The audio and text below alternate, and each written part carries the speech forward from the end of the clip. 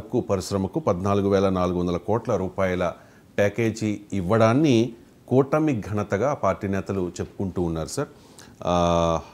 NDA ఉక్కు సంకల్పం విశాఖ ఉక్కుకు 11,440 కోట్ల ప్యాకేజీ 2 ఏళ్లలో దేశంలో నెంబర్ 1గా నిలబెట్టడమే లక్ష్యం అంటూ కేంద్ర మంత్రి కుమారస్వామి ప్రకటించారు. దాంతోపాటు ప్రైవేటీకరణ ప్రసక్తే లేదని కూడా స్పష్టం చేశారు. డబుల్ ఇంజన్ సర్కార్ విజయము ఇది అంటూ చంద్రబాబు నాయుడు చెప్పుకొచ్చారు. అండ్ ఈ విశాఖ ఉక్కును కష్టాల్లో ఆదుకున్నది ఎన్డీఏ ప్రభుత్వమే, ఇది డబుల్ ఇంజన్ సర్కార్ వల్లే సాధ్యము అంటూ చంద్రబాబు నాయుడు కామెంట్ చేశారు సార్. 7 నెలల పాటు చిత్తశుద్ధితో చేసిన కృషి ఫలించింది అంటూ మోదీకి కృతజ్ఞతలు తెలియజేశారు. వేల కుటుంబాల్లో కొత్త ఆశలు, ఉక్కు ప్యాకేజీపై deputy CM Pawan Kalyan comment ఇది. అండ్ మోదీ ఒక ట్వీట్ కూడా చేశారు సార్. ఒకసారి ఆ ట్వీట్ని చదివి వినిపిస్తాను ప్రేక్షకుల కోసం. ట్వీట్ చూపించండి. విశాఖపట్నం ఉక్కు కర్మాగారానికి ఆంధ్రప్రదేశ్ ప్రజల హృదయాల్లో ప్రత్యేక స్థానం ఉన్నది. నిన్నటి మంత్రివర్గ సమావేశంలో ఈ కర్మాగారానికి 10,000 కోట్లకు పైగా పెట్టుబడిని మద్దతుగా అందించాలని నిర్ణయించాము. ఆత్మ నిర్భర భారత్ సాధించడంలో ఉక్కు రంగానికి ఉన్న ప్రాముఖ్యతను అర్థం చేసుకుని ఈ చర్య చేపట్టాము అంటూ మోదీ తెలుగులో ట్వీట్ చేశారు. సో అంటే దీని మీద వైసీపీ కూడా కొన్ని ఆరోపణలు చేస్తున్న పరిస్థితి సార్. కొన్ని అబ్జెక్షన్స్ చేస్తున్నారు. చాలా వాటి మీద క్లారిటీ లేదు అని చెప్పి నిన్న మీరు చెప్పినట్టుగానే, నిన్న మీ విశ్లేషణలో చెప్పినట్టుగానే. అండ్ కేంద్ర ఉక్కు శాఖ మంత్రి కుమారస్వామి జగన్మోహన్ రెడ్డికి ఫేవర్గా మాట్లాడినట్టుగా ఉన్న ఒక చిన్న బైట్ని కూడా YSR Congress party social media విపరీతంగా సర్క్యులేట్ చేస్తోంది. ఒకసారి Kumaraswamy byte. Even though downfall was there in COVID period 2018-19 and 2020-21 they earned the profit of 92 crores and 930 crores in that 2 years. But ultimately in 2021 January I think our Deepam they have decided to disinvestment for 100% to go for the selling of the unit to privatize the unit 100%. But during that time Andhra government they have passed a resolution in the Andhra assembly opposing this disinvestment decision. Even though downfall was right sir. 2021 జనవరిలో దీపం పథకం కింద విశాఖ ఉక్కును 100% ప్రైవేటీకరించారని నిర్ణయించాం. అయితే ఆ సమయంలో ఆంధ్రప్రదేశ్ అసెంబ్లీలో YS Jagan సర్కార్ ఈ నిర్ణయాన్ని తీవ్రంగా వ్యతిరేకిస్తూ తీర్మానం చేసింది అనే విషయాన్ని కూడా కుమారస్వామి ప్రస్తావించారు. సో ఇది జగన్ ఘనతే, అప్పుడు మేము చేసాము అంటూ వైఎస్ఆర్ కాంగ్రెస్ పార్టీ విపరీతంగా సర్క్యులేట్ చేసుకుంటూ ఉన్న పరిస్థితి. సో విశాఖ ఉక్కుకు ఊపిరి, విశాఖ ఉక్కుకి ఇంకా ప్రైవేటీకరణ ప్రసక్తే లేదు, విశాఖ ఉక్కు అద్భుతంగా ఇక మీదట నడవబోతోంది, విశాఖ ఉక్కు ఆంధ్రుల హక్కు అంటూ విపరీతంగా ఏదో మంచి జరిగింది విశాఖ ఉక్కు పరిశ్రమకు అనే ఒక ఫీలింగ్ని తీసుకొచ్చే ప్రయత్నం చేస్తూ ఉన్నారు. అందులో ఉన్న వాస్తవం ఏంటి సార్? నిజంగా విశాఖ ఉక్కుకు ఊపిరి అందినట్టేనా? అంటే కూటమి నేతలు చెప్తున్న ఘనత 11,440 కోట్ల ప్యాకేజ్ ఇది. అందులో ఇది రుణం కాదు, ఇందులో 10,000 కోట్లకు పైగా మీకు ఈక్విటీ, మిగతాది కూడా ప్రిఫరెన్షియల్ షేర్స్, అంటే కొన్నేళ్ల తర్వాత విత్ ఇంట్రెస్ట్ కట్టాలనుకుంటాను. బట్ ఏదైనా ఇది లోన్ కాదు, ఇంట్రెస్ట్ బర్డెన్ ఉండదు. అందువల్ల ఖచ్చితంగా ప్యాకేజ్ని ఆహ్వానించాలి, దాంట్లో ఏమి శశబిషలు అవసరం లేదు. ఈ ప్యాకేజ్ ప్రకటించారు కనుక ఖచ్చితంగా కూటమి ఆ మేరకు ప్యాకేజ్ కనుక కూటమిదే. ఎందుకంటే కూటమి అధికారంలో ఉంది కనుక, ఎన్డీఏ అధికారంలో ఉన్నప్పుడు ప్యాకేజ్ ప్రకటించారు. అది లోన్ కాదు, అది అఫ్కోర్స్ గ్రాంట్ కాదు, ఈక్విటీ అవుతుంది, ప్రిఫరెన్స్ షేర్ అవుతుంది కనుక ఇమీడియట్గా వీటిని రీపేమెంట్ ఫిజికల్ బర్డెన్ ఉండదు స్టీల్ ప్లాంట్కు. అందువల్ల ఖచ్చితంగా ప్యాకేజీని ఆహ్వానించాలి. ఆ ప్యాకేజు ప్రస్తుత కేంద్ర ప్రభుత్వం ఎన్డీఏ ప్రభుత్వం తీసుకొచ్చింది కనుక, చంద్రబాబు నాయుడు ప్రభుత్వం అధికారంలోకి వచ్చాక ఈ ప్యాకేజ్ వచ్చింది కనుక ఖచ్చితంగా టీడీపీ, జనసేన, బీజేపీ ప్రభుత్వానికి ఈ ఘనత దక్కుతుంది. ఆ మేరకు ప్యాకేజీని మనం అప్రిషియేట్ చేయాలి, దాంట్లో ఏమీ డిస్ప్యూట్ ఉండాల్సిన అవసరం లేదు. అందువల్ల ప్యాకేజ్ ఇచ్చినాక కూడా ఇవ్వలేదు అనే రకంగా ఉండకూడదు. అందువల్ల ప్యాకేజ్ ఖచ్చితంగా ఉపశమనం, స్టీల్ ప్లాంట్ ఒక పట్టాల మీద రావటానికి జరిగే ప్రయత్నానికి ఇది దోహదం చేస్తుంది, ఆహ్వానించాల్సిందే. గతంలో వాజ్పేయి ప్రభుత్వ హయాంలో కూడా ఇలాంటి సిచ్యువేషన్ వచ్చినప్పుడు అప్పుడు కూడా పెద్ద ఎత్తున పోరాటం జరిగింది. ఆ తర్వాత రాష్ట్ర ప్రభుత్వం, చంద్రబాబు నాయుడు ప్రభుత్వం కూడా జోక్యం చేసుకుంది. ఆ ప్రాసెస్ నుంచి బయటపడారు కూడా. అందువల్ల ఇప్పుడు కూడా బయటపడితే చాలా సంతోషం. ఇక ఈ పోరాటం ఎవరి విజయం అంటే రాజకీయ పార్టీలు వాళ్ళు చెప్పుకుంటారు, కానీ అల్టిమేట్గా విజయం కార్మికులది, ప్రజలది. ఎందుకంటే పెద్ద ఎత్తున విశాఖ ఉక్కు పరిరక్షణ ఉద్యమమే జరిగి ఉండకపోతే, విశాఖ ఉక్కు ఆంధ్రప్రదేశ్లో ఒక రాజకీయపరమైన అంశంగా ప్రజా ఉద్యమం తీసుకొచ్చి ఉండకపోతే ఇవాళ కేంద్ర ప్రభుత్వం అమ్మేస్తామని చెప్పింది. ఇప్పుడు మంత్రి కుమారస్వామి బయటలో కూడా ఉంది. దీన్ని 2021లో దీపం అంటే డిపార్ట్మెంట్ ఆఫ్ పబ్లిక్ ఎంటర్ప్రైజెస్ వారు డిస్ఇన్వెస్ట్మెంట్ చేస్తామని నిర్ణయానికి వచ్చారు. 100% అమ్మి పడేస్తామని నిర్ణయానికి వచ్చాక ప్రభుత్వం ఇవాళ వాటాలు పెట్టడం అనేది ఖచ్చితంగా అది ప్రజా ఉద్యమాల విజయం, కార్మిక పోరాటాల విజయం. అది వదిలేసి రాజకీయ నాయకులు క్రెడిట్ కొరకు క్లెయిమ్ చేసుకుంటే అది హాస్యాస్పదం ఉంటుంది. రాజకీయ నాయకులు ప్రజల నుంచి ఒత్తిడి వచ్చి ఉండకపోతే, ప్రజల నుంచి పోరాటమే జరిగి ఉండకపోతే విశాఖకు ఈ పరిస్థితికి ఈ మేరకు ప్యాకేజ్ కూడా వచ్చేది కాదు. అందువల్ల పత్రికలకు కూడా ఆ ప్రజలకు ఇవ్వాల్సినటువంటి క్రెడిట్, కార్మికులకు ఇవ్వాల్సిన క్రెడిట్ కాస్త రాజకీయ నాయకుల ఖాతాలు వేస్తామంటే అది వారి రాజకీయపరమైన అవుట్లుక్. అది దానికి మనం ఏమీ చేయలేము. ఎందుకంటే వాళ్ళకు ప్రజల కన్నా పార్టీల రాజకీయ నాయకులే ప్రభువులు అనుకుంటే, ప్రజల కన్నా ప్రభువులకే క్రెడిట్ ఇవ్వాలనుకుంటే ఇవ్వండి, అభ్యంతరం లేదు. ఎందుకంటే ప్రభువులకు క్రెడిట్ దక్కుతుంది, కానీ ప్రభువుల మీద ఒత్తిడి తెచ్చిన ప్రజలకు క్రెడిట్ దక్కుతుంది కదా. ఇది ప్రజా విజయం అని చెప్పి సంపాదకీయాలు రాయాలి. నిజంగా చెప్పాలంటే ఇది కార్మికుల విజయం అని సంపాదకీయం రాయాలి. అది వదిలేసి రాజకీయ నాయకుల ఖాతాల్లో వేయడానికి పోటీ పడితే వీళ్ళు లీవ్ ఇట్. ఆ మేరకు రాజకీయ పార్టీలు క్రెడిట్ తీసుకోవడం తప్పేమి కాదు, వీళ్ళు లీవ్ ఇట్. కానీ ప్రజలకు ఇవ్వాల్సిన క్రెడిట్ ఆపకూడదు. ఇక ఈ ప్యాకేజీలో ఏముంది అనేది ఒక కీలకమైన అంశం.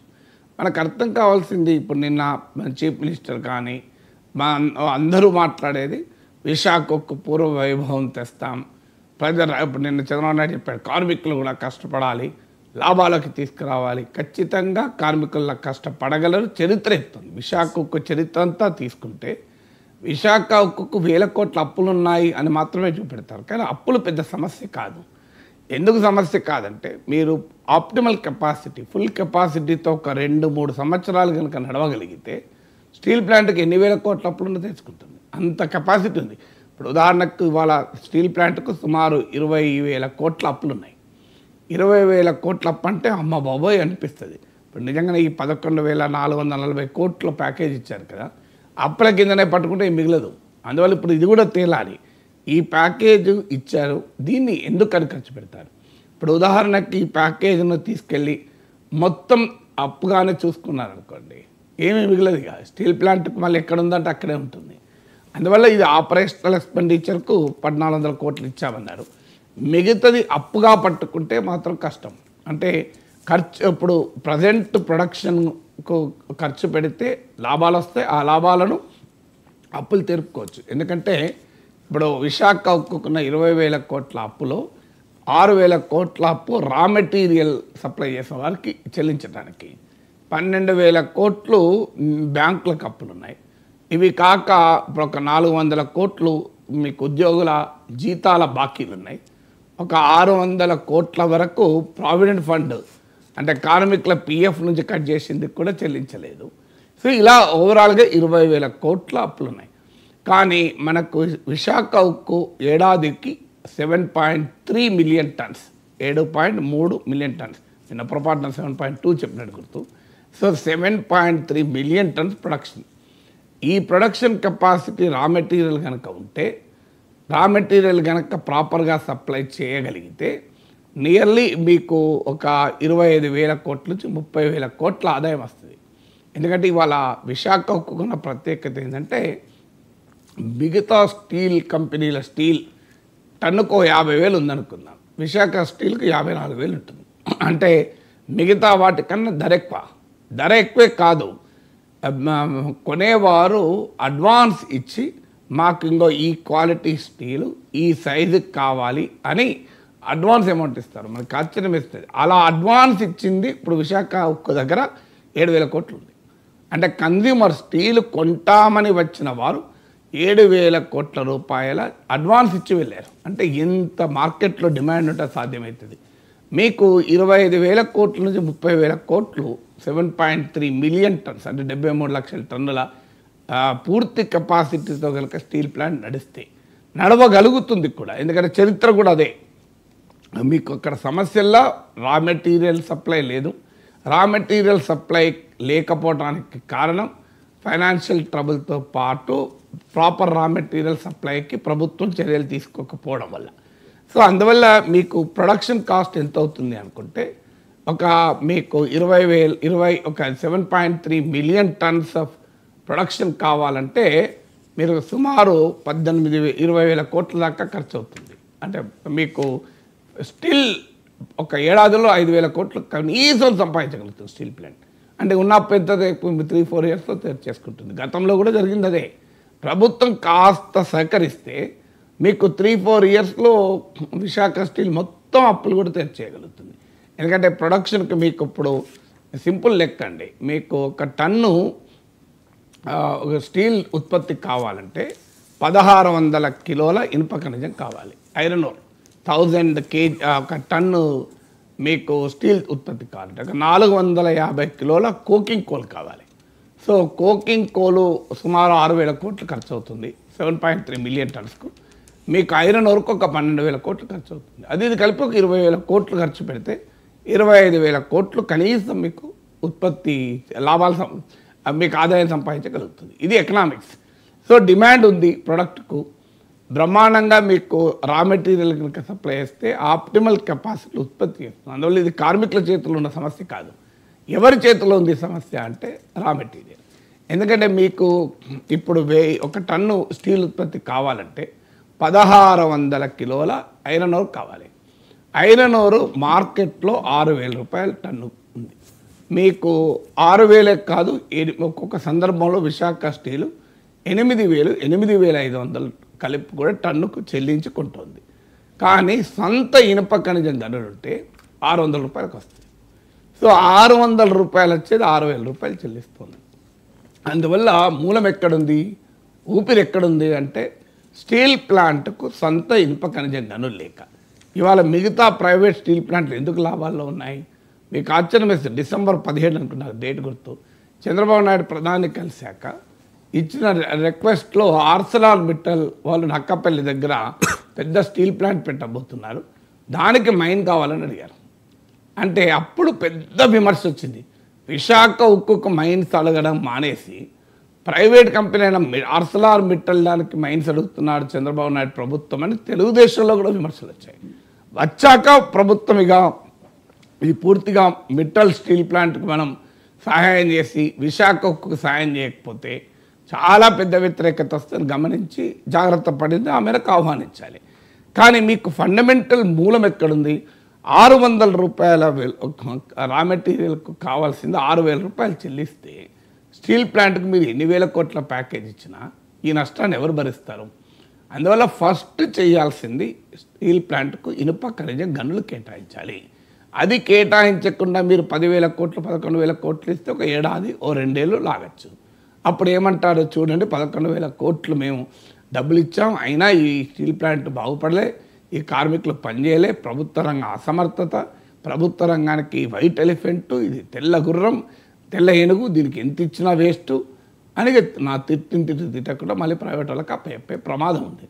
అందువల్ల మీరు 11,000 కోట్లు ఇచ్చినందుకు ఆహ్వానిస్తున్నాం. కానీ ఆ 11,000 కోట్లు ఉపయోగపడాలి అంటే డే టు డే ప్రొడక్షన్లో ప్రైవేట్ స్టీల్ ప్లాంట్లకు ఉన్న అడ్వాంటేజ్ కాస్త విశాఖ ఉక్కుకు లేదు. 600 రూపాయలకు ప్రైవేట్ స్టీల్ ప్లాంట్లకు సొంత ఇనుప ఖనిజం గనులు ఉండడం వల్ల, ప్రభుత్వం కేటాయించిన గనులు ఉండడం వల్ల వాళ్ళు 600 రూపాయలు చెల్లిస్తున్నారు, స్టీల్ ప్లాంట్ 6,000 రూపాయలు చెల్లిస్తుంది. ఇది లెవెల్ ప్లేయింగ్ ఫీల్డ్ కాదు. అందువల్ల మీరు 10,000 కోట్లు ఇచ్చి 11,000 కోట్లు ఇచ్చినా అల్టిమేట్గా ఈ ప్రొడక్షన్ డిఫరెన్సెస్, ప్రొడక్షన్ ఉత్పత్తిలో ఉండే ఈ సవాళ్ళను తొలగించకపోతే ఏమవుతుంది? ఒక ఏడాది 2 ఏళ్ళు లాక్కేస్తారు. అప్పుడు ఇంకా ప్రమాదం ఉంటుంది. ఇవాళ బ్రహ్మాండంగా పతాక శీర్షికలు రాశారు కదా, ప్రజల్లో ఒక అభిప్రాయం కలిగి ఉంటుంది. 11,000 కోట్లు ఇచ్చారా, ఇంకెంత ఇస్తారా, దాని జయప్రకాష్ నారాయణ లాంటి వాళ్ళు నాతో డిబేట్లో కూర్చొని 8,000 కోట్లు ఇవ్వాలి ప్రభుత్వం, ప్రజల డబ్బు ఎందుకు ఇలా వృధా చేయాలని అడిగాను. ఎంత ఇచ్చారు సార్ ఇప్పుడు ఒక ఐడియా ఉందా అన్న? ఆన్సర్ లేదు జేపీ గారి దగ్గర కూడా. ఆయనకు కూడా తెలియని విషయం ఏంటంటే ఇంతవరకు కేంద్ర ప్రభుత్వం ఇచ్చింది 5,000 కోట్లు 6,000 కోట్లు పెద్దగా ఇయ్యలే. ఆయన 1,00,000 కోట్లు 2,00,000 కోట్ల ఆస్తులు ఉన్నాయి, 1,000 కోట్ల రూపాయలు డివిడెండ్ రూపంలో పన్నుల రూపంలో కట్టింది. ఇప్పుడు ఏమవుతుంది, ఈ 11,000 కోట్ల ప్రజల మనసులో ఉంటుంది. పెద్దలు వస్తారు వేదికల మీద స్క్రీన్ పైన అన్యాయం 11,000 కోట్ల ప్రజల సొమ్ము తిని కూర్చున్నది స్టీల్ ప్లాంట్ తిరుగుతారు. కానీ ఎక్కడ మూలం ఎక్కడుంది స్టీల్ ప్లాంట్? మేము ఏమడుగుతున్నాం, ప్రైవేట్ స్టీల్ ప్లాంట్లకు మీరు ఏ అడ్వాంటేజ్ అయితే ఇచ్చారో ఆర్సెల్ఆర్ మిట్టల్ పెట్టబోయే స్టీల్ ప్లాంట్ కూడా చంద్రబాబు నాయుడు మీరు మైన్స్ అడిగాడు కదా, మరి విశాఖ ఒక్కొక్క మైన్స్ అడగండి. ఈ ప్యాకేజ్ ఎక్కడైనా అది ఉందా? మైన్స్ గురించి ఒక్క మాట లేదు. సో ఏం జరుగుతుంది అలాంటప్పుడు? మీరు 10,000 కోట్లు ఇచ్చి 11,000 కోట్లు ఇచ్చి ఇవాళ దెబ్బతిన్న మూతపడాల్సింది రేపటికి ఇంకో ఏడాది వాయిదా వేస్తారు. ఏడాది తర్వాత భయంకరమైన దాడి జరుగుతుంది. మీరు చూడండి, ఇవాళ నేను మాట్లాడుతున్నాను మీకు జనవరి 18వ రోజు, ఒక ఏడాదో 2 ఏళ్ళో తిరగకముందు ఇవాళ ఉక్కు సంకల్పం అని రాసిన పత్రికలే స్టీల్ ప్లాంట్ వైట్ ఎలిఫెంట్ అయిపోయింది, తెల్ల ఏనుగు ప్రజల సొమ్ము మింగేస్తోంది ప్రభుత్వ రంగం అని తిట్టకపోతే చూడండి. అందువల్ల మీరు ఈ ప్రాబ్లం సాల్వ్ చేయండి, ఆ ప్రాబ్లం సాల్వ్ చేయలే. పోనీ ఇనుప ఖనిజ గనులు మీరు కేటాయించలేకపోతున్నారు. మేము ఇంకోటి కూడా చెప్పాము, స్టీల్ అథారిటీ ఆఫ్ ఇండియా లిమిటెడ్లో విలీనం చేయండి. అది కూడా కాలే. అది భవిష్యత్తులో ఆలోచించాల్సింది అన్నారు. ఎందుకు భవిష్యత్తులో ఆలోచించాలి? 11,000 కోట్లు ఇవ్వగలిగిన కేంద్ర ప్రభుత్వం స్టీల్ అథారిటీ ఆఫ్ ఇండియాలో బెడ్ చేయడానికి ఏం కావాలి? ఖర్చు ఉందా? పైసా ఖర్చు లేదు కదా. సంకల్పం, ఉక్కు సంకల్పం అంటే అది. నిజంగా ఉక్కు సంకల్పం ఏంటంటే మీరు ఏమీ డబ్బులు ఇవ్వాల్సిన అవసరం లేదు. 11,000 కోట్లు కాదు, 11 రూపాయలు ఇవ్వకండి, స్టీల్ అథారిటీ ఆఫ్ ఇండియా లిమిటెడ్లో విలీనం చేయండి. అది కదా నిజమైన ఉక్కు సంకల్పం. అన్ఫార్చునేట్లీ పత్రికలకు కూడా రాజకీయ ఎజెండాను మోయడం అనేది బాధాకరం. ఉక్కు సంకల్పం ఏదో తెలియదా పత్రికలకు? పతాక శీర్షికల్లో వార్తలు రాసేవాళ్ళు. అయ్యే ఉక్కు సంకల్పం 11,000 కోట్లు కాదు, అది చిక్కు సంకల్పం అవుతుంది. నిజమైన ఉక్కు సంకల్పమే. నేనేం తుక్కు సంకల్పం అంటలేను, ఖచ్చితంగా ఆహ్వానిస్తున్న దీన్ని. కానీ అసలు చిక్కు సంకల్పం ఏంటి? నేను చెప్పిన మీకు లెక్కలు 600 రూపాయలు ప్రైవేట్ స్టీల్ ప్లాంట్ల ఖర్చు అవుతుంటే ఒక టన్ను ఐరన్ వరకు 6,000 రూపాయలు 8,000 రూపాయలు స్టీల్ విశాఖ స్టీల్ చెల్లించాల్సి వస్తుంది. దీన్ని మార్చండి. సో అదెందుకు ఇంతవరకు ఈ ప్యాకేజ్ ఎక్కడలేదు? దానికి 5 పైసలు ఖర్చు లేదు. సొంత గనులైనా కేటాయించండి, లేదంటే మీరు స్టీల్ అథారిటీ ఆఫ్ ఇండియా లిమిటెడ్లో విలీనం చేయండి. ఈ రెండు చేయకుండా మీరు దీనికి వాయిదా వేస్తే ఏం జరుగుతుంది? ఏడాది తర్వాత 2 ఏళ్ల తర్వాత 11,000 కోట్ల ప్రజల డబ్బు ఇచ్చినా మింగి కూర్చున్న స్టీల్ ప్లాంట్ అని మళ్ళీ పతాక శీర్షికలు రాసి స్ట్రాటజిక్ సేల్, వ్యూహాత్మక అమ్మకం, ప్రైవేటీకరణ ప్రసక్తే లేదు అని ముఖ్యమంత్రి అన్నట్లు వచ్చింది. సంతోషిస్తాం, ఆహ్వానిస్తాం. ఎక్కడుందండి క్యాబినెట్లో చేసిన తీర్మానం పోయిందా? ఇప్పుడు మీరు కుమారస్వామి చెప్పాడు కదా, దీపం డిపార్ట్మెంట్ ఆఫ్ మీకు పబ్లిక్ ఎంటర్ప్రైజెస్ వారు కేంద్ర ప్రభుత్వం తీసుకున్న నిర్ణయం, కేంద్ర క్యాబినెట్ తీసుకున్న నిర్ణయం ఎక్కడన్నా విరమించుకున్నదా? సో ప్రైవేటీకరణ ప్రసక్తే లేదు అనేది చంద్రబాబు నాయుడు పొలిటికల్ స్టేట్మెంట్. నేనంటున్నా అంటే క్యాబినెట్ తీసుకున్న నిర్ణయం మారిపోతుందా? పొలిటికల్ స్టేట్మెంట్ ద్వారా. అందువల్ల మీరు ఒకసారి క్యాబినెట్లో మళ్ళొక తీర్మానం చేయించండి, స్ట్రాటజిక్ సేల్ ఎట్టి పరిస్థితుల్లో ఉండదు, గతంలో కేంద్రం తీసుకున్న నిర్ణయాన్ని ఉపసంహరించుకుంటున్నాం. ఎక్కడ ఉందా మీకు మోడీ ట్వీట్లో చూపెట్టండి. మరి అది లేనప్పుడు వ్యూహాత్మక సేల్ అనే ప్రస్తావన మీరు రద్దు చేయలేదు, కేంద్ర క్యాబినెట్ నిర్ణయాన్ని మార్చలేదు, పైగా మీరు స్టీల్ ప్లాంట్ కావాల్సిన ఇన్పకనే ఇవ్వలేదు, స్టీల్ అథారిటీ ఆఫ్ ఇండియా లిమిటెడ్లో విలీనం చేయలేదు. ఏం జరుగుతుంది అంటే నా భయం ఏంటంటే ఈ 11,000 కోట్లు కనుక మీరు పూర్తిగా స్టీల్ ప్లాంట్కి ఇచ్చేసిన రా మెటీరియల్ అవసరాలు కొన్ని తీరుతాయి. ఓ ఏడాదో 2 ఏళ్ళో 3 ఏళ్ళో స్టీల్ ప్లాంట్ నడుస్తుంది బాగా. కానీ తర్వాత మీకు 100 రూపాయల ప్రొడక్షన్ కాస్ట్ ఉండాల్సింది 150 రూపాయలు 200 రూపాయలు 600 రూపాయలు అవుతుంది. మీకు 600ది 6,000 అంటే 100 రూపాయలు చెల్లించాల్సిన ప్రొడక్షన్ కాస్ట్కు 600 రూపాయలు చెల్లిస్తుంటే స్టీల్ ప్లాంట్ ఎలా లాభాల్లో నడుస్తుంది నాకు చెప్పండి. అదే కదా ఛాలెంజ్, అసలు ఛాలెంజ్ అక్కడ ఉంది కదా. మీరు అందువల్ల ఆ అసలు ఛాలెంజ్ సవరించడం ఉక్కు సంకల్పం అవుతుంది. నిజమైన ఉక్కు సంకల్పం ఏంటి అంటే అది స్టీల్ ప్లాంట్కు ఇనుపకరంజ గనులు ఇవ్వడం, స్టీల్ అథారిటీ ఆఫ్ ఇండియా లిమిటెడ్లో విలీనం చేయడం.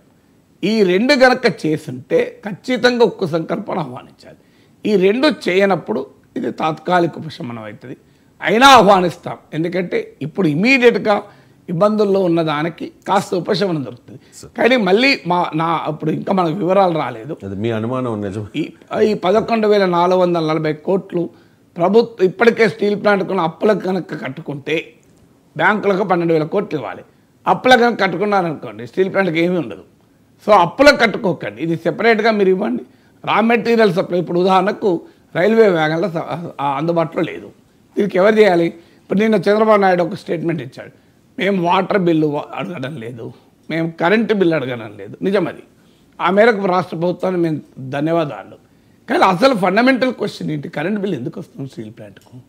స్టీల్ ప్లాంట్కు సొంత థర్మల్ పవర్ ప్లాంట్ ఉంది, తర్వాత గ్యాసెస్ నుంచి అంటే వ్యర్థ వాయువుల నుంచి కరెంట్ ఉత్పత్తి చేస్తుంది steel plant. Japanese technology, Japan వాడు ఇచ్చాడు ఈ టెక్నాలజీ.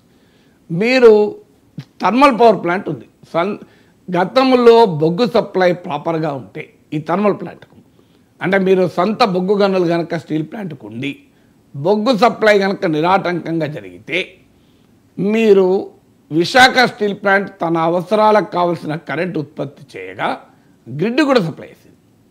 సో అది ఆ బొగ్గు సప్లై లేకపోవడం వల్ల ఏమైంది, విశాఖ స్టీల్ ప్లాంట్లో ఉన్న థర్మల్ పవర్ ప్లాంట్ ప్రొడక్షన్ లేదు సరిపోయినంతగా. దానివల్ల ఏమవుతుంది, రాష్ట్ర ప్రభుత్వం గ్రిడ్ నుంచి కరెంటు కొంటుంది, దానివల్ల కరెంటు బకాయిలు ఉంటున్నాయి. చంద్రబాబు నాయుడు చెప్పింది కరెక్ట్, రాష్ట్ర ప్రభుత్వం ఆ బకాయిలకు ఒత్తిడి చేయడం లేదు, ఆహ్వానించాలి. సమస్య అది కాదు కదా, సమస్య బొగ్గు సప్లై చేస్తే మీకు బకాయిలే ఉండవు కదా. బొగ్గు సప్లై చేస్తే స్టీల్ ప్లాంట్ తన అవసరాలకు కావాల్సిన కరెంటు ఉత్పత్తి చేయగా ఇంకా ప్రభుత్వానికి సప్లై చేస్తే కరెంట్. అందువల్ల మీరు ఇప్పుడు చంద్రబాబు నాయుడు చెప్పినట్లు 80 కోట్ల బకాయిలు అడగనందుకు ధన్యవాదాలు చెప్తూనే, అయ్యా ఈ బకాయిలే ఉండవయ్యా, మీరు దాన్ని బొగ్గు సప్లై చేయించండి. మేము ఏమడుతాం, బొగ్గు సప్లై టైంకు బొగ్గు సప్లై అంతే, వేరేది ఏమి లేదు. అన్ఫార్చునేట్లీ టైంకు బొగ్గు సప్లై ఉండవు. మీరు అనిల్ అంబానీ లాంటి వాళ్ళకు బొగ్గు గనులు కేటాయిస్తారు, ఆయన ప్రొడక్షన్ పెళ్ళ తీయడు దాంట్లోకి వెళ్ళి, మళ్ళీ తర్వాత 5 ఏళ్ళకో 6 ఏళ్ళకో లాభాలకు అమ్ముకుంటాడు ఆ గనుల్ని. మీరు ప్రైవేట్ వాళ్ళకంతా కోల్ మైన్ యాక్షన్ అదే కదా, ప్రైవేట్ వాళ్ళకి క్యాప్టివ్ పవర్ ప్లాంట్లు అని చెప్పి బొగ్గు గనులు ఇస్తారు, వాడు ఒక్క పెళ్ళ తీయడు, మళ్ళీ దాన్ని ఎక్కువ రేటుకి అమ్ముకుంటారు. అయ్యా మరి స్టీల్ ప్లాంట్కి ఒక క్యాప్టివ్ కోల్ మైన్ ఇవ్వండి, మీకు బ్రహ్మాండంగా స్టీల్ ప్లాంట్ కరెంట్ ఉత్పత్తి చేసి మీకు కూడా సప్లై చేస్తుంది కదా. అందువల్ల మూలాలకు వెళ్ళండి, సమస్య మూలాల్లోకి వెళ్ళండి. సమస్య మూలాలకు మీకు కరెంట్ ఎగ్జాంపుల్ చెప్పాను, ఇనుప కరెంట్ ఎగ్జాంపుల్ చెప్పాను. మీకు ఇవాళ పరిస్థితి ఏంటి, బ్యాంకులకు 12,000 కోట్లు అప్పులు పడడం వల్ల ఇక బ్యాంకు అప్పు సాచురేషన్ అయిపోయింది. ఇప్పుడు స్టీల్ ప్లాంట్కి అప్పు దొరకడం లేదు, సో సాచురేషన్ అయిపోయింది. మీరు అనేక ప్రైవేట్ కంపెనీలకు లక్షల కోట్ల రూపాయలు రైట్ ఆఫ్ చేస్తున్నారే. మీరు ఇవాళ ఉదాహరణకు ఈ 10 ఏళ్లలో 14 లక్షల కోట్ల రైట్ ఆఫ్ చేశారు ఈ 10 ఏళ్లలో. స్టీల్ ప్లాంట్ మీరు ఇది కూడా అడగడం లేదు, మీరు రైట్ ఆఫ్ చేయమని కూడా అంటలేము. బ్యాంకులకు ఉన్న అప్పులు కూడా ప్రభుత్వ వాటాగా మార్చేయండి, దాని మీద 5 రూపాయలు వడ్డీ చెల్లించాల్సిన అవసరం ఉండదు కదా. లేదు మీరు సాఫ్ట్ లోన్ ఇప్పియండి తక్కువ వడ్డీకి స్టీల్ ప్లాంట్కు. సో ఇలా 12,000 కోట్ల భారం వడ్డీ కడుతుంటే స్టీల్ ప్లాంట్కు ఆపరేషనల్ ఎక్స్పెన్సెస్ కన్నా ఈ వడ్డీల భారం ఎక్కువ అవుతుంది. సో దీన్ని సరి చేయండి. మీరు పెద్ద పెద్ద ప్రైవేట్ కంపెనీలకు లక్షల కోట్లు రైట్ ఆఫ్ చేసినప్పుడు ప్రభుత్వ రంగ స్టీల్ ప్లాంట్కున్న అప్పును రైట్ ఆఫ్ చేయమని కూడా నేను అంటలేను, దీన్ని కన్వర్ట్ ఇంటూ ఈక్విటీ. మీరు ఉదాహరణకు వోడాఫోన్లో ప్రభుత్వం ఒక ప్రైవేట్ టెలికాం కంపెనీకి అప్పుగా పడ్డదాన్ని ప్రభుత్వం ఆ వాటాగా మార్చుకుంది. నాకు గుర్తున్నంత వోడాఫోన్ అనుకుంటాను. ఒక ప్రైవేట్ టెలికాం కంపెనీకి మీరు గూగుల్లో కూడా కొట్టండి వస్తుంది, government converts loan into equity అని ఉంటుంది Vodafone I think. So government తన లోన్ కాస్త ఈక్విటీగా మార్చుకుంది, అంటే ప్రభుత్వం అప్పును వాటాగా మార్చింది. అయ్యే ఒక ప్రైవేట్ టెలికాం కంపెనీకి మీరు అప్పును వాటాగా మార్చుకుంటే స్టీల్ ప్లాంట్కి అప్పును వాటాగా ఎందుకు మార్చుకోరు అని అడుగుతున్నాను. దీనికి ఆన్సర్ ఉండాలి కదా. మీరు ప్రైవేట్ టెలికాం కంపెనీలో అప్పును వాటాగా మారితే గవర్నమెంట్ లాభం ఏం లేదు, నష్టమైనా మార్చారు. ఎందుకు, దానికి తీరి చెప్పారు. డియోపోలీ మనోపోలీలను దెబ్బతీయాలంటే ప్రైవేట్ టెలికాం కంపెనీని మనం కాపాడుకోవాలి అని చెప్పారు. కాపాడుకొని మీరు గవర్నమెంట్ లోన్ను ఈక్విటీగా మార్చారు. ఆ ఫెసిలిటీ స్టీల్ ప్లాంట్కి ఎందుకు ఇవ్వని అడుగుతున్నాం. సో ఇది లేకపోతే ఈ వడ్డీల భారం అలాగే ఉంటుంది కదా. Your right sir. Vodafone Idea centre approves conversion of 16,133 crore interest dues into equity. చూడండి మీరు, అంటే నేను చెప్పింది అదే, మీరు 16,000 కోట్ల అప్పులు వడ్డీలు వోడాఫోన్ చెల్లించాల్సి ఉంటే దాన్ని వాటాగా మార్చుకున్నారు. మరి ఈ పని స్టీల్ ప్లాంట్కి ఎందుకు చేయరంటున్నారు. పోనీ వోడాఫోన్ అయినా బాగుపడ్డదా, అదేమన్నా నిలబడి బ్రహ్మాండంగా ప్రభుత్వానికి కోట్లు సంపాదించి పెట్టిందా, ఇక్కడ టాక్స్ పేయర్స్ మనీ లేదా. మీరు చాలామంది పెద్దలు మేధావులు కూడా వచ్చి ప్రభుత్వ రంగానికి ప్రభుత్వం ఇలా డబ్బులు ఇవ్వడం ఏంటి, అన్యాయం, ప్రజల సొమ్ము అంటారు. మరి దీని మీద ఎందుకు మాట్లాడారండి. అంటే ఒక ప్రైవేట్ కార్పొరేట్ కంపెనీకి అప్పుల్ని వాటాగా మారిస్తే అది అభివృద్ధి అంటారు మన దేశంలో. ప్రభుత్వ రంగ ప్రైవేట్ కంపెనీకి అప్పును వాటాగా మారిస్తే అది అన్యాయం అంటారండి. ఇది ఎక్కడ రాజకీయం? You have a same standard, okay standard ఉంది. ప్రైవేటు పబ్లిక్ ఒకటి ఉండాలి. న్యాయంగా అయితే ప్రభుత్వ రంగ కంపెనీకి ఇచ్చి నష్టం కాదు, అది ప్రభుత్వ కంపెనీ. అది ఇప్పుడు స్టీల్ ప్లాంట్ లాభాలతో ప్రభుత్వానికే కదా. కానీ ప్రైవేట్ కంపెనీలో అప్పును వాటాగా మారిస్తే మేధావులు ఎవరు ప్రశ్నించారు? అంటే నువ్వు ఎవరి తరఫున మాట్లాడుతున్నావు? మేము అడుగుతుంది ఇంతకన్నా అన్యాయం ఉంటుందా? కార్పొరేట్ మోసం కాదు ఇది. అయ్యా మీరు అందువల్ల స్టీల్ ప్లాంట్ కాపాడాలి అంటే మీరు వోడాఫోన్కి ఇచ్చిన సాయం చేసిన పని చేయండి, మిట్టలకు జిందాలకు చేయండి అంటున్నాం. మేము ఎక్కువ కూడా అడుగుతలేము. మీరు జిందాలకు మిట్టాలకు మీరు ప్రైవేట్ గనులు ఇస్తున్నారు కదా, సొంత గనులు, స్టీల్ ప్లాంట్కి ఇవ్వండి. మీ డిసెంబర్ 17 అనుకుంటా నాకు గుర్తు, పేపర్ స్టేట్మెంట్ మీకు అఫీషియల్గా ఇచ్చిన ప్రకటనలో ఉన్నట్టు గుర్తు. ప్రైమ్ మినిస్టర్ కలిసినప్పుడు చంద్రబాబు నాయుడు మిట్టల్ కంపెనీకి మీకు గనులు కేటాయించమని అడగలేదా? మరి దీన్ని కూడా అడుగుతున్నాం కదా అంటారు. అడుగుతకెళ్ళి అయితలేదు కదా మీకు. అందువల్ల మూలం ఎక్కడ ఉంది అంటే మూలము ప్రొడక్షన్ కాస్ట్లో ప్రైవేట్ కంపెనీకి ఉన్న అడ్వాంటేజ్ పబ్లిక్ సెక్టర్ కంపెనీకి అడ్వాంటేజ్ లేకపోవడం.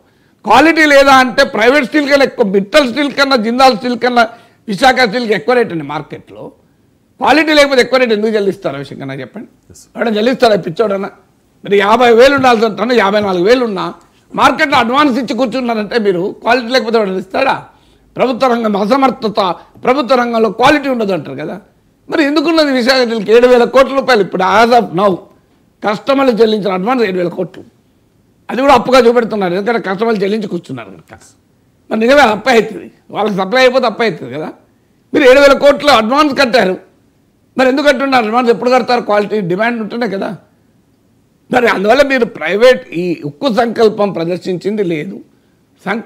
ఈ మేరకు కాపాడడానికి ప్రయత్నం చేశారు, దాన్ని ఆహ్వానిస్తాను. దాన్ని ఎగ్జాగరేట్ చేయకండి. ఎగ్జాగరేట్ చేస్తే రేపు అడిగే క్వశ్చన్ ఏంటంటే ఇంత సహాయం చేసినాక కూడా ఇది బాగుపడలే. ఇది ప్రభుత్వ రంగంలో ఉన్నంతకాలం ఇట్లనే ఉంటుంది. మిట్టలకో జిందాలకో కారు చౌక అమ్మితే బాగుపడుతుంది అంటారు. ఆ ప్రమాదం 1 ఏడాదికో 2 ఏళ్ళకో వస్తుంది. అందువల్ల రాజకీయ పార్టీలు ఈ లోతుల్లోకి వెళ్ళి విశ్లేషించండి, సమస్య మూలాలకు వెళ్ళి విశ్లేషించండి. అందుకని నేను మీకు ఉదాహరణ బొగ్గు చెప్పాను, కరెంటు చెప్పాను. 80 కోట్లు కరెంటు బకాయిలు మేము అడగడం లేదని చంద్రబాబు నాయుడు చెప్తున్నాడు. దాన్ని ఆహ్వానిస్తున్నాను నేను, అడగకపోవడం గొప్పతనమే అని. కానీ అసలు ఆ బకాయిలు ఎందుకు పడ్డాయి అనేది ఆలోచించాలి కదా. మీరు బొగ్గు సప్లై అయితే బకాయి ఉండదు కదా. ఇంకా బకాయి ఉండడం కాదు, స్టీల్ ప్లాంట్కే గవర్నమెంట్ చెల్లించాల్సి ఉంటుంది. గిడ్డుకు సప్లై చేస్తారు వాళ్ళు, వాళ్ళ ఎందుకంటే ఇదంతా మీరు ఎవరు. నేను ఇప్పటికి స్టీల్ ప్లాంట్కు 6 డజన్ సార్లు వెళ్ళాను. స్టీల్ ప్లాంట్ బ్లాస్ట్ ఫర్నెస్ కూడా చూసొచ్చాను నేను. స్టీల్ ప్లాంట్ కార్మికులకు ఉద్దేశించి ఇప్పటికి ఒక 6 డజన్ సార్లు ఉపన్యాసాలు ఇచ్చాను. అందువల్ల నేను చూసి మాట్లాడుతున్నాను. స్టీల్ ప్లాంట్ లోపలికి పర్మిషన్ తీసుకొని వెళ్ళి బ్లాస్ట్ ఫర్నెస్లు చూసి కార్మికులతో మాట్లాడి ఆఫీసర్తో మాట్లాడి స్టడీ చేసి చెప్తున్న మాటలు కాదని చెప్పండి ఎవరైనా. నేను చెప్తున్న దాంట్లో తప్పు ఉందని ఇప్పుడు మీరే నేను వోడాఫోన్ అనుకుంటా అంటే మీరు గూగుల్లో కూడా వచ్చింది కదా స్క్రీన్ మీద కూడా. నేను నాకు గుర్తున్నా చెప్పాను, సడన్గా గుర్తున్నా చెప్పినా కరెక్ట్ అయింది కదా. అందువల్ల 16,000 కోట్లు మామూలు విషయం కాదు కదా. స్టీల్ ప్లాంట్కు 12,000 కోట్లే. మీరు ఒక వోడాఫోన్ కంపెనీకి 16,000 కోట్ల వడ్డీల్ని అప్పుల్ని వాటాగా మార్చుకున్నారు. అయ్యా స్టీల్ ప్లాంట్కు బ్యాంకులకు ఉన్నప్పుడు 12,000 కోట్లే. మరి స్టీల్ ప్లాంట్కి ఏమైనా ఆస్తులు లేవా? 2 లక్షల కోట్ల ఆస్తులు ఉన్నాయి. మీరు ఇప్పుడు ప్రైవేట్ కంపెనీ మూతపడితే దిక్కుండదు మనకు తెలుసు. 5 రూపాయలు రాదు మనకు తెలియదా? వీడియోకాన్ ఏమైంది? వీడియోకాన్ ఎంత అప్పు ఉన్నది, ఎంత వచ్చింది బ్యాంకులకు? మీరు అనిల్ అంబానీ ఆస్తులని అమ్మినా కూడా ఇంకా అప్పులు ఎక్కువ ఉంటాయి. స్టీల్ ప్లాంట్ అట్లా కాదు కదా. స్టీల్ ప్లాంట్ 1,00,000 కోట్ల అప్పు ఉన్న దాని ఆస్తులు 2 లక్షల కోట్లు ఉంది. 20,000 ఎకరాలు. మీరు ఎవరినన్నా అడగండి, విశాఖ స్టీల్ ప్లాంట్కి 20,000 ఎకరాల ల్యాండ్ ఉంది. విశాఖ స్టీల్ ప్లాంట్కి ఉన్నదల్లా ప్రైమ్ ల్యాండ్. హైదరాబాద్ నగర నడుబొడ్డున కూడా ల్యాండ్ ఉంది. ఇది మీరు 20,000 కోట్లు 2 లక్షల కోట్లు రాదా? మరి స్టీల్ ప్లాంట్కి అప్పు ఇస్తే ఏంటంటే ప్రాబ్లం ఏంటి? 12,000 కోట్లు లేదండి, 50,000 కోట్లు ఇచ్చినా ఇబ్బంది లేదు కదా. మరి స్టీల్ ప్లాంట్కు ఎకనామిక్ అసెట్ ఏం చేస్తారు తెలుసా? స్టీల్ ప్లాంట్ ల్యాండ్ అక్వైర్ చేసినప్పుడు ఆ కాస్ట్ లెక్కలేస్తారు. ఆ లెక్క కాస్ట్ ఎట్లా లెక్కలేస్తారు? ఇప్పుడు కాస్ట్ వేయాలి కదా. మీరు 2 లక్షల కోట్ల భూములు ఉన్న కంపెనీకి అప్పు ఇవ్వడానికి ప్రాబ్లం ఏంటండి? 12,000 కోట్లు లేదండి, 50,000 కోట్లు ఇవ్వచ్చు కదా. మీరు ప్రైవేట్గా ఆస్తులే లేని ప్రైవేట్ కంపెనీలకు ఇస్తున్నారు కదా. ఆస్తులు లేని ప్రైవేట్ కంపెనీల అప్పుల వాటాలుగా మారుస్తున్నారు కదా. దీనికి మారుస్తే ఏంటండి? 48 లక్షల కోట్ల కేంద్ర బడ్జెట్, 2 లక్షల కోట్ల ఆస్తులు ఉన్నాయి స్టీల్ ప్లాంట్కు. మీరు ఒక 12,000 కోట్లను 48 లక్షల బడ్జెట్ ఉన్న కేంద్ర ప్రభుత్వం తన కంపెనీని 12,000 కోట్ల అప్పుల్ని వాటాగా మార్చుకోలేదా? Right sir. 16,000 కోట్లు మీరు ప్రైవేట్ వాళ్ళకి ఇచ్చారు కదా, అప్పుగా మార్చుకున్నా. అది బాగుపడుతుందా? స్టీల్ ప్లాంట్ అంటే బాగుపడుతుంది. Right sir. నేను ఒకటి చెప్తాను సార్, నా పోలిక సరైనది కాకపోతే నన్ను క్షమించండి ప్రేక్షకులు కూడా. కుక్కను చంపాలంటే దానికి పిచ్చిది అని ఒక ముద్ర వేయాలి సార్. అదే ప్రమాదం. మీరు అన్నది 100% కరెక్ట్. ఇప్పుడు మా ప్రమాదం వల్ల ఏంటి అంటే, మీరు 11,000 కోట్లు ఇచ్చారు, ప్యాకేజీని ఆహ్వానిస్తున్నాము, దీంట్లో చర్చబిషలు నేను నా విశ్లేషణ మొదలు పెట్టేటప్పుడు ఆ మాట అన్నాను. కానీ భయం ఏంటి అంటే, మీరు అసలు ప్రాబ్లం సాల్వ్ చేయకుండా, మీరు మూలం సాల్వ్ చేయకుండా మీరు ఇచ్చారు. మూలం సాల్వ్ చేయకుండా ప్యాకేజ్ ఇచ్చినప్పుడు ఒకటి అది బయటపడడానికి కొంత మేరకు ఉపయోగపడచ్చు. కానీ అదే సమయంలో బయట పడలేదు అనుకోండి, ఎందుకంటే మూలం కరెక్ట్ కాలే కదా. మూలం కరెక్ట్ కానప్పుడు మళ్ళీ సమస్యలు ఏడాదికో 2 నెలలకో రావచ్చు. ఏడాదికో 2 నెలలకో వచ్చినప్పుడు ఏమవుతుంది? మీరు ఉదాహరణకు సింపుల్ లెక్క చెప్తానండి. ఒక పిల్లవాడు ఎగ్జామ్లో 5 మార్కులు తక్కువతో ఫెయిల్ అవుతాడు. మంచి ఇంటెలిజెంట్, చాలా మంచి ఇంటెలిజెంట్, కానీ ఆ సరిగా చదవడు, 5 మార్కులతో ఫెయిల్ అవుతాడు.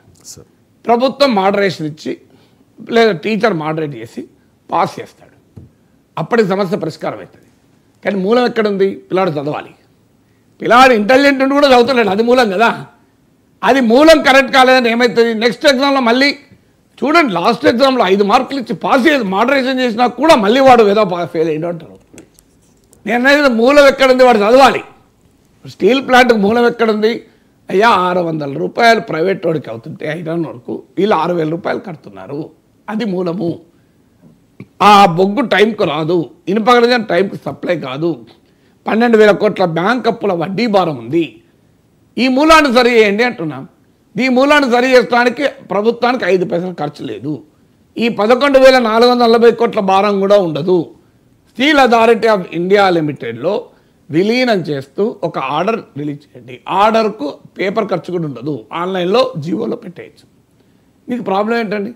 నరేంద్ర మోడీ ప్రభుత్వం ఒక సంతకం పెడితే ఆత్మనిర్భరత అయిపోతుంది. విశాఖ స్టీల్ అథారిటీ ఆఫ్ ఇండియాలో మెర్జ్ అవుతుంది. దీనికి ఉన్న అడ్డంకి చెప్పు నాకు. దీని భవిష్యత్తులో ఆలోచించాల్సిన విషయం అంటున్నారు, ఎందుకు ఇప్పుడు ఆలోచించరు? దీనికి ఉన్న అడ్డంకి ఏంటి? స్టీల్ ప్లాంట్ ఏమన్నా చెత్త కంపెనీ కాదు. స్టీల్ ప్రొడక్షన్ అవసరం లేదా? ఉంది.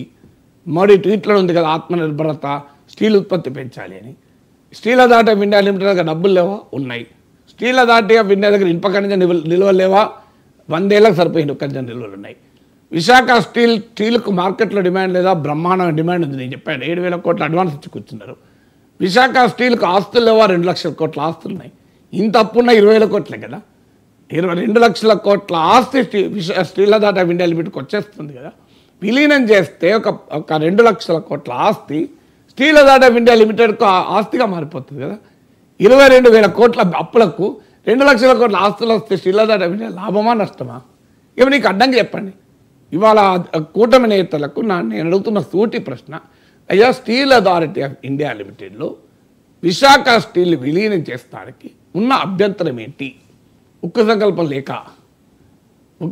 లేకపోవడం వల్ల అవుతలేదు తప్ప అభ్యంతరం ఏంటి?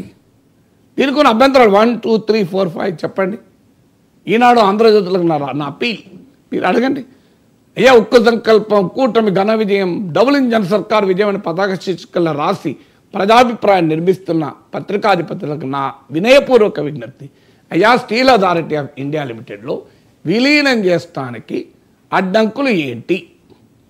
20,000 కోట్ల అప్పులున్న విశాఖ స్టీల్ను సేల్లో విలీనం చేస్తే 2 లక్షల కోట్ల ఆస్తులు కలిసి వస్తాయి సేల్కు. మీరు ప్రైవేట్ కంపెనీలు మిట్టల్ జిందాలకు ఐరన్ ఓర్ మైన్స్ ఇచ్చినప్పుడు విశాఖ స్టీల్కి ఐరన్ ఓర్ మైన్ ఇవ్వడానికి అభ్యంతరం ఏంటి? నాకు దీనికి ఆన్సర్ చెప్పండి. వోడాఫోన్ లాంటి ప్రైవేట్ కంపెనీ, దివాలా తీస్తున్న ప్రైవేట్ కంపెనీకి 16,000 కోట్ల అప్పుల్ని వాటాగా మార్చుకున్న కేంద్ర ప్రభుత్వానికి విశాఖ స్టీల్ 2 లక్షల కోట్ల ఆస్తులున్న విశాఖ స్టీల్లో 20,000 కోట్లను వాటాగా మార్చుకోవడానికి అడ్డంకి ఏంటి? ఈ ప్రశ్నలు 1, 2, 3, 4, 5 పతాక శీర్షికల్లో కలిసి వేస్తే అసలు ఉక్కు సంకల్పం అది.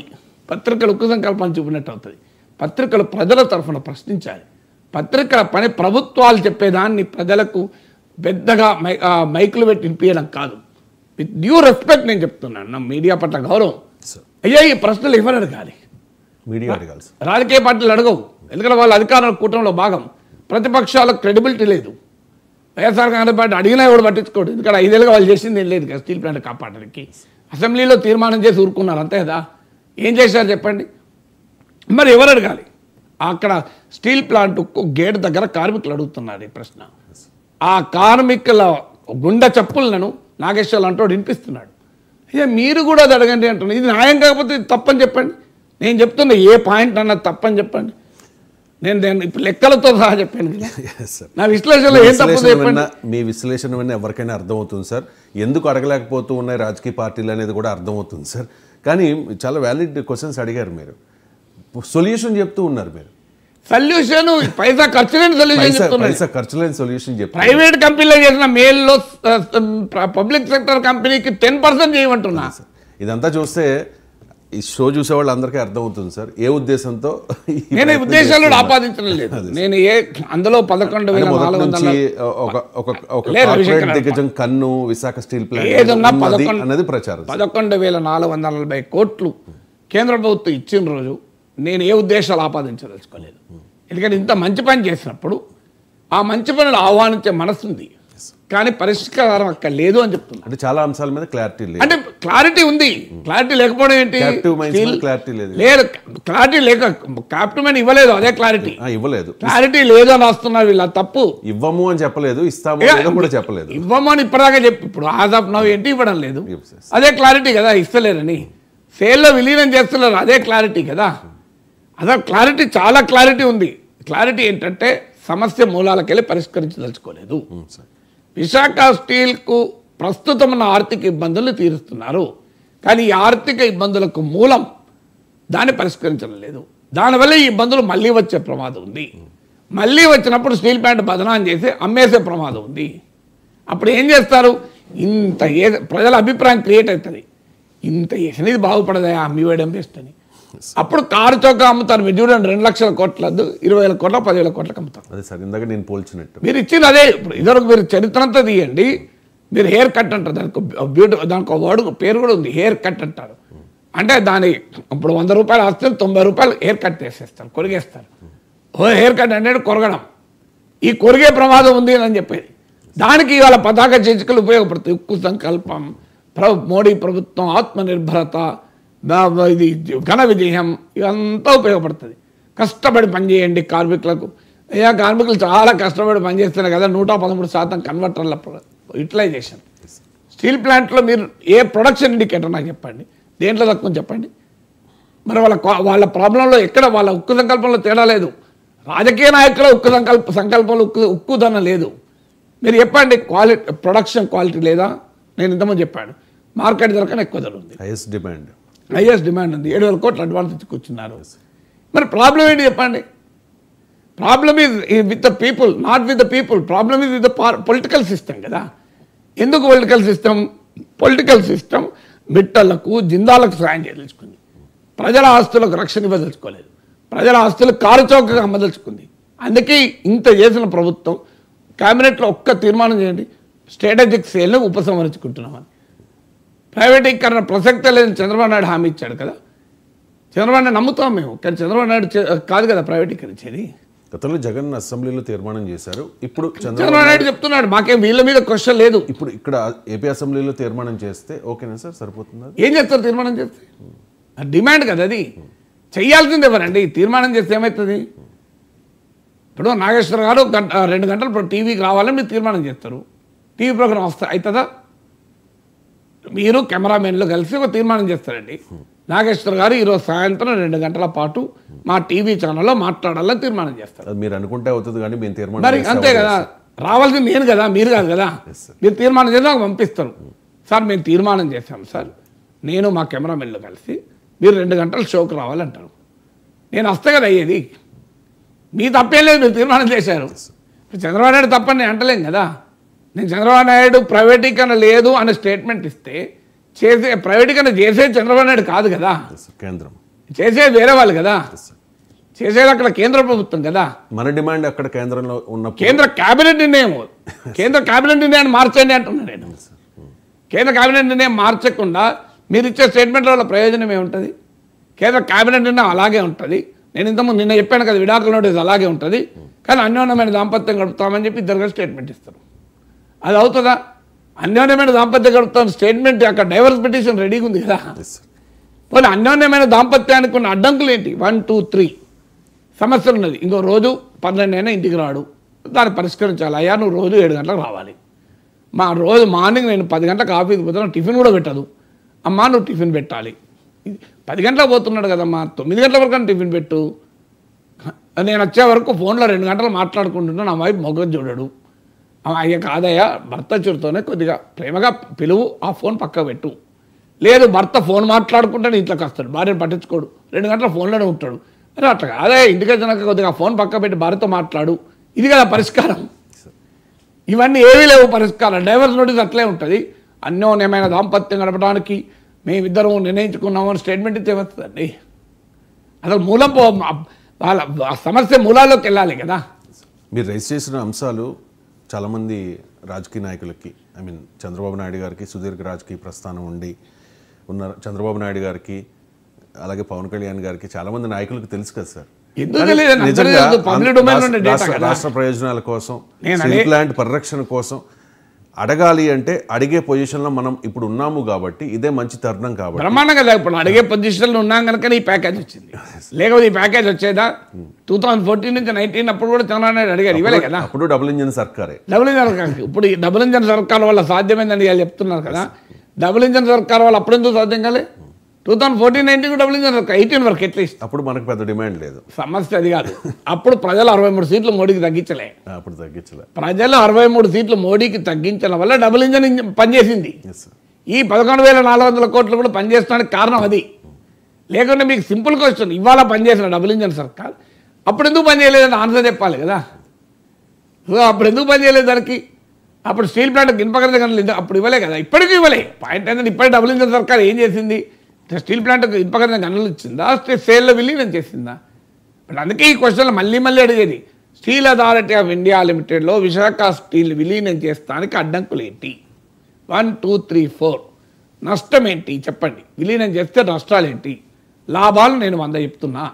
నష్టాలు ఏంటి? లాభాలు 1, 2 లక్షల కోట్ల ఆస్తున్న స్టీల్ ప్లాంట్ సేల్కు 2 లక్షల కోట్ల ఆస్తి వస్తుంది. భారం లేదు, 20,000 కోట్లే మీకు అప్పులు. సెయిల్ అనేది ప్రభుత్వ రంగ సంస్థ, 2 ప్రభుత్వ రంగ సంస్థలే.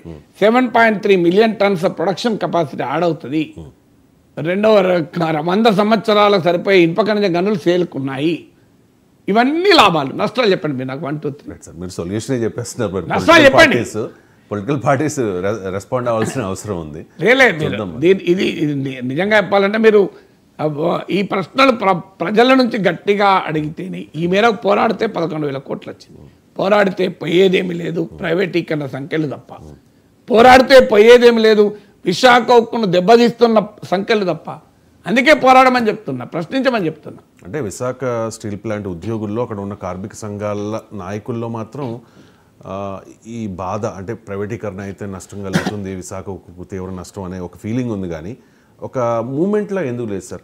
బ్రహ్మాండమైన మూమెంట్, ప్రజల్లో మూమెంట్ సార్, బ్రహ్మాండమైన మూమెంట్ ఉంది. ప్రజల్లో కూడా ఉంది. ప్రజల్లో ఉంది. స్టీల్ ప్లాంట్ కార్మికులు మూమెంట్ ప్రజలు ఏంటంటే ఇప్పుడు అనేది అక్కడ మూమెంట్ లేకపోతే ఇక్కడ దాకా ఎందుకు వస్తుంది? పర్టికులర్ గా ఆ ఏరియాలో ఉంది. కానీ అంటే ఇప్పుడు దేశమంతా ఉంటుంది, అనేక ఇష్యూస్ ఉంటాయి, అది సమస్య కాదు.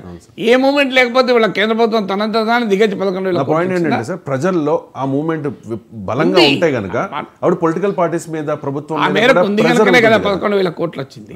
లేదని ఎలా అంటాం? నేను అనేది కంప్లీట్ సొల్యూషన్ మీరు చెప్తున్నట్టుగా. దాన్ని మనం అలా కంక్లూజన్ చేయలేం. ఖచ్చితంగా ప్రజల్లో ఉంది, కార్మికులు ఉంది. కార్మికులు ఇవే కదా డిమాండ్ అడుగుతున్నాయి. ఇప్పటికి కూడా వాళ్ళు అడుగుతున్నారు అదే. ప్యాకేజ్ ఆహ్వానిస్తున్నాం, సేల్లో విలీనం చేయండి, సొంత గన్లు ఇవ్వండి, అప్పుల్ని వాటాలుగా మార్చుకోండి, ఇవే కదా చెప్తున్నారు. నేను చెప్పేదే కార్మికులు చెప్తున్నారు, అందరూ చెప్పేది. ఆ స్టీల్ ప్లాంట్ అధికారులు కూడా నేను చెప్తున్నాను. నేనేమి ఆకాశం అని చెప్పలే కదా. నాకు ఎవరైనా చెప్తారండి. మీరు స్టీల్ ప్లాంట్ చైర్మన్లుగా, ఎండీలుగా పనిచేసే వాళ్ళు అడగండి చెప్తారు. స్టీల్ ప్లాంట్ డాక్యుమెంటరీలన్నీ చదవండి, మీకు అర్థమవుతుంది. నేను చెప్పేది ఎక్కడ నుంచి చెప్తున్నా? నేను తపస్సు చేసి నాకేమన్నా దివ్య దృష్టితో చూసి చెప్తున్నానా? నేను కూడా స్టీల్ ప్లాంట్లు ఎండీలుగా పనిచేసిన వాళ్ళను, స్టీల్ ప్లాంట్లో ప్రొడక్షన్ ఇన్ఛార్జ్లుగా పనిచేసిన వాళ్ళను, స్టీల్ ప్లాంట్ పట్ల నిజమైన కమిట్మెంట్ ఉన్న పెద్ద పెద్ద అధికారులను, రిటైర్డ్ అధికారులను, వీళ్ళందరితో మాట్లాడాను. బ్యాంక్ అధికారులను, కేవలం కార్మిక నాయకులే కాదు, వీళ్ళందరితో మాట్లాడి ఎక్కువ రంగంలో ఎక్స్పర్ట్స్ను, స్టీల్ మార్కెట్లో ఉన్న ఎక్స్పర్ట్స్ను, లేదంటే మీ లెక్కలతో సహా చెప్తున్నా కదా, టన్ను స్టీల్ ఉత్పత్తి కావాలంటే 1600 కిలోల ఇనుప ఖనిజం అవుతుంది. టన్ను స్టీల్ ఉత్పత్తి చేయాలంటే మీకు ఒక 450 కిలోల కోకింగ్ కోల్ అవుతుంది. కోకింగ్ కోల్ ఎంత ఉన్నది మార్కెట్లో? మీకు కోకింగ్ కోల్కు 450 కోట్లు అవుతుంది ఇయర్లీ. మీకు లెక్కలతో సహా చెప్పాను కదా. Right sir. ప్రస్తుతానికైతే విశాఖ ఉక్కు కర్మాగారానికి 11,440 కోట్ల రూపాయల ప్యాకేజీ లభించడాన్ని అందరూ స్వాగతించాల్సిన అంశమే.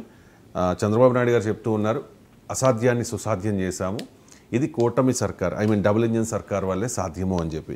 సో క్లారిటీ రావాల్సిన అంశాలు చాలా ఉన్నాయి. చాలామంది మేధావులు చెప్తూ ఉన్నట్టుగా అండ్ నాగేశ్వర్ గారు కూడా చెప్తూ ఉన్నట్టుగా ఈ క్యాప్టివ్ మైన్స్ విషయంలో, అలాగే సెయిల్లో విలీనం విషయంలో, అలాగే ప్రైవేటీకరణ రద్దు విషయంలో ఒక క్లారిటీ రావాల్సిన పరిస్థితి కనిపిస్తోంది.